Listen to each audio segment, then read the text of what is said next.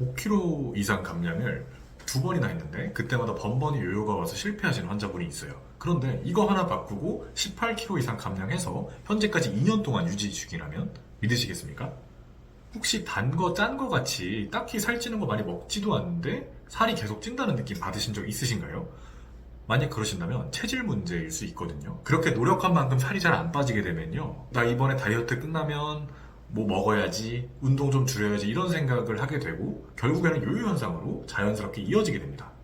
그리고 이런 다이어트 실패 경험이 누적되면 사실 지방세포 개수 자체가 증가를 해가지고 앞으로 다이어트가 더 힘들어지게 돼요. 그런데요, 요요가 왔던 경험이 있더라도 아직 희망이 있습니다. 살찌는 체질을 살 안 찌는 체질로 바꾸는 게 그렇게 어려운 일은 아니거든요. 이번 영상에서 근본적인 방법과 구체적인 실행 방안까지 알려드릴 테니까요. 끝까지 영상을 시청해주세요. 요요가 오면요, 뭔가 심리적인 장벽이 무너져요. 그러면 그 자체로 스트레스를 또 받아서 또 먹게 되는 그런 악순환이 이어지거든요. 자, 체질을 바꾸는 방법 바로 말씀드리겠습니다. 별거 아니에요. 스트레스를 줄이고 수면 시간을 늘리는 방법밖에 없습니다.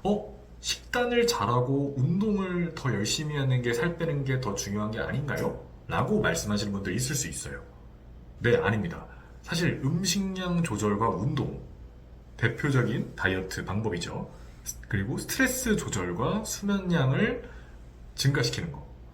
뭐가 더 중요하냐 물으신다면 저는 무조건 스트레스와 수면의 측면이 더 중요하다고 말씀을 드리고 싶어요. 그 이유를 말씀드릴게요. 우리 몸은 결국에 호르몬, 즉 내분비계에 대해서 좌우될 수밖에 없거든요. 지금 영상 보고 계신 분이 생각하실 때 나는 마음만 먹으면은 뭐 조금 굶을 수 있는데? 나 마음만 먹으면 조금 운동량 늘릴 수 있는데? 라고 생각하시는 분 있으신가요? 만약 참을 수 있다고 생각하신다면 그거는 호르몬 상태가 현재 건강한 거라고 볼 수가 있어요. 내 의지가 뛰어나가지고 먹는 거를 참고 좀 힘들지만 운동하는 거를 참을 수 있는 게 아니라요.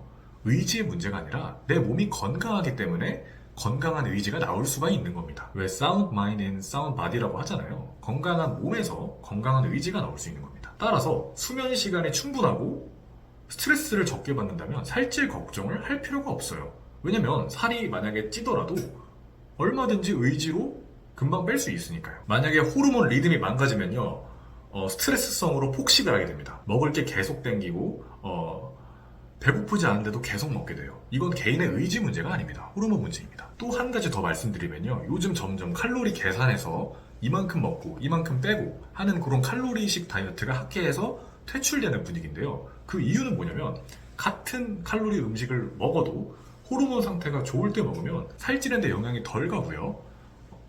호르몬 상태가 안 좋은 상황에서는 지방으로 그대로 간다는 거죠. 그걸 좌우하는 거 역시도 호르몬이라고 볼 수가 있어요. 결국 여러 호르몬들을 건강한 상태로 조절하는 게 살찌는 방법이고 건강하게 되는 방법이라고 볼 수가 있습니다. 결국 여러 호르몬들을 조절하는 방식이요, 내 체질을 바꾸는 방식이고 다이어트에 성공하는 방식이라고 볼 수가 있어요. 근데 우리가 호르몬을 좋게 만들려면요, 뭔가 호르몬을 좋아지게 하려는 걸 먹기보다는 호르몬에 안 좋은 걸 일단 먼저 버리셔야 돼요. 가장 안 좋은 게 뭘까요? 첫 번째는 스트레스입니다.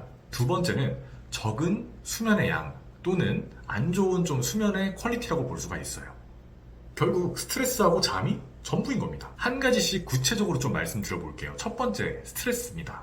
스트레스를 어떻게 줄여야 될까요? 사실 저희가 스트레스라는 말을 할 때 조금 추상적으로 말하는 느낌이 있어요. 저희가 일상생활에서 직장에서 받는 스트레스, 뭐 고객들한테 받는 스트레스, 이런 것만 스트레스가 아니라요, 우리 몸에 어떤 악영향을 끼치는 그런 뭔가 안 좋은 생활 습관들, 이런 것들이 사실 의학적으로는 스트레스라고 표현될 수가 있어요. 스트레스를 줄이는데 가장 효과적인 방법은 규칙적인 생활 습관이라고 볼 수가 있습니다. 여기서 생활 습관은 크게 두 가지로 나뉘어요. 첫 번째, 식습관. 아침, 점심, 저녁, 세끼 끼니를 제때 챙겨 먹는 그런 식습관하고요. 두 번째는 수면 습관. 그래서 제때 자고 제때 깨는 그런 리듬을 말하는 겁니다. 그래서 사실 교대 근무하시는 분은요, 제때 자고 제때 깨기가 규칙적으로 하기가 어렵기 때문에 그 자체로 살이 찌기 좋은 환경에 놓여 있으신 거예요. 다이어트 하기는 어려운 환경이라고 볼 수가 있습니다. 하지만 저희가 지금 현재 규칙적인 식습관 그리고 규칙적인 수면 습관 잡을 수 있는, 예를 들면 학생이다, 주부시다, 아니면은 뭐 직장인이시다, 일반 직장인이시다 하면은 현재 규칙적인 생활 습관을 저해하는 요소가 무엇인지를 파악을 하고요. 그것을 좀 피해 주시는 것이 좋습니다. 저해야 하는 요소 중에서 대표적인 걸로는 첫 번째, 밤에 스마트폰 보기, 두 번째, 아침 식사 거르기, 이런 것들이 있어요. 저는 아침에 안 먹는 게 더 속이 편하던데요. 아침을 안 먹으면 칼로리가 더 적게 섭취되는 거 아닌가요? 라고 말씀하실 수 있어요. 네, 아닙니다. 반드시 아침에 밥 한 숟갈, 물 한 잔이라도 꼭 드시고 가시는 게 좋습니다. 여태 말씀드렸듯이 호르몬 리듬을 규칙적으로 하는 것이 굉장히 중요하기 때문이에요. 아침에 밥 한 숟가락, 물 한 잔은 인슐린 분비를 촉진해서 우리가 지금 아침에 일어났다라는 그런 신호를 우리 몸에 보내주게 됩니다. 밤에 스마트폰 보는 거야 당연히 수면 리듬을 망치기 때문에 살찌는 습관인 거 바로 아시겠죠? 자, 그리고 아까 잠깐 넘어갔지만 직장에서 받는 스트레스 얘기를 해볼게요. 아니, 직장에서 스트레스를 계속 받는데 이건 어쩌라는 거야 라고 하실 수가 있어요. 가뜩이나 스트레스 받는 것도 억울한데 살까지 그것 때문에 찌면은 더 억울하겠죠? 자, 이런 분들께 제가 직장에서 스트레스를 없앨 수는 없지만요, 조금 스트레스를 타파하기 위해서 좋은 방법을 제시해드리면 명상하고 심호흡을 좀 추천드리는데요. 이게 무슨 뻔한 얘기냐, 하지만 이게 도 닦으란 얘기가 아닙니다. 추천드리는 이유는 크게 두 가지인데요. 첫 번째는 이 호흡 자체가 직접적으로 지방을 태우는 데 도움이 됩니다. 우리 몸의 지방은 물 15% 그리고 이산화탄소 85%로 결국에 분해가 되는데요. 이 이산화탄소 85%를 배출하는 방식이 저희가 들숨, 날숨에서 날숨 과정을 통해서 배출이 되기 때문에요.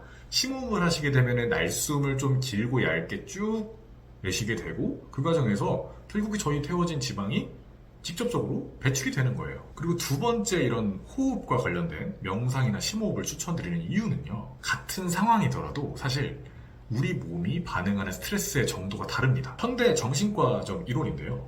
똑같은 힘든 일을 겪더라도 어떤 사람은 심박수가 너무 높아서 힘들어지고 어떤 사람은 그냥 이 정도는 견딜만 한데 라고 넘어가는 일들이 비일비재하다는 거죠. 사람마다 이 정신적 방어벽 같은 게 있다는 건데요. 이 정신적 방어벽은 첫 번째로 선천적인 영향이 물론 있을 수 있겠죠. 성격적인 문제라든지. 하지만 어느 정도 후천적으로 개발할 수 있는 여지도 있습니다. 그리고 그 후천적으로 개발할 수 있는 방법 중 대표적인 게 명상, 심호흡이라고 볼 수가 있어요. 따라서 우리의 스트레스의 레벨을 줄이기 위해서, 그리고 살을 빼기 위해서 심호흡, 명상이 중요하다고 말씀드리는 겁니다. 스트레스 얘기했고, 두 번째는 수면인데요. 수면의 양을 좀 늘려주시는 게 중요해요. 본인이 지금 생활상 할 수 있는 선에서 7시간 반 이상으로 증가시켜주는 것이 좋습니다.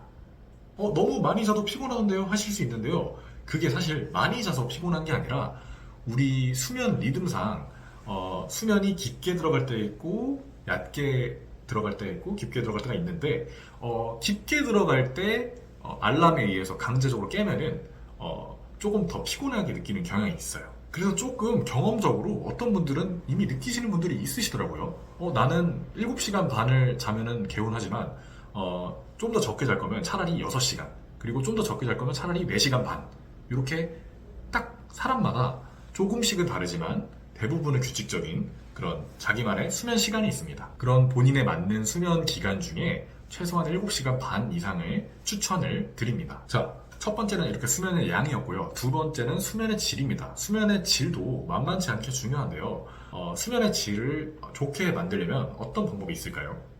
자, 기본적으로는 우리 몸이 조금 선선하고 시원할 때 잠이 더 잘 오는 경향이 있거든요. 몸 주변을 좀 시원하게 해주시는 게 좋습니다. 그래서 여름에는 에어컨이나 선풍기를 이용하시고요. 겨울에는 너무 춥다고 난로를 많이 떼기보다는 적당히 적게 떼서 체온을 약간 낮은 상태로 유지하는 것이 입면에 도움이 된다고 볼 수가 있습니다.